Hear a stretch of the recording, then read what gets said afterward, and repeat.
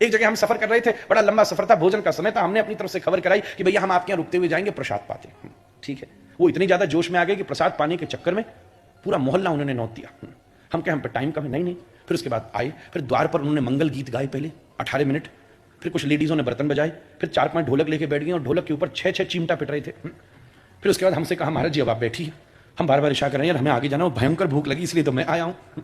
बोले नहीं अभी आप बैठिए। मैंने कहा अंदर चलना, ना बैठिए तो सही, इतने मोहल्ले वाले लोग आए। फिर उसके बाद में 150 लोगों ने हमारे माथे पर तिलक लगाया। आपको पता है अंदर से कोई आशीर्वाद नहीं निकल रहा था। फिर उसके बाद पता है वो भूल गए कि माला तो पहना ही नहीं हमने।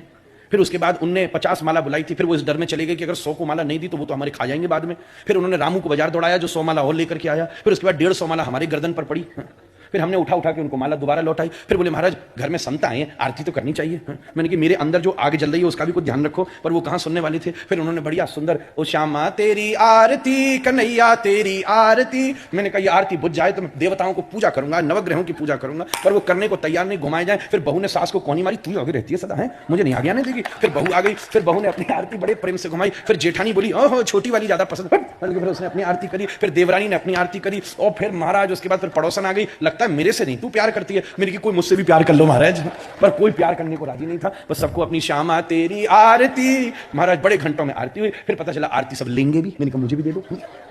उसके बाद महाराज बड़ा सुंदर बात आई कि महाराज अब तो पुष्पांजलि हमने कथा में देखी, पंडित जी पुष्पांजलि। अब इतनी देर में दिया फूल, अभी हमारे पुष्पेंद्र जी नारायण जी इनको सूझा 150 आदमी सामने मंत्र बोलने का अवसर। हरि ओम यज्ञेन यज्ञ।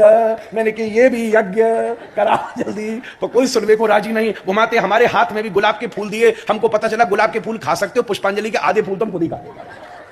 अब उसके बाद महाराज पुष्पांजलि हुई, फिर उनको ध्यान आया कि पांव भी धोने होते हैं, संता हमारे घर में पधार महाराज।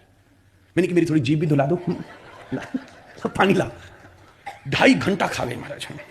उसके बाद भोजन आया। पता है अब क्या हुआ? पता है क्या हुआ? हम थे 18 लोग, उन्हें लगा अकेले महाराज जी खाते हैं। मैंने कि इसी समय उठो और चलो यहां से, इससे ज्यादा हो गया तो मैं हाथ में पानी लेकर शराब ही दे दूंगा कहीं।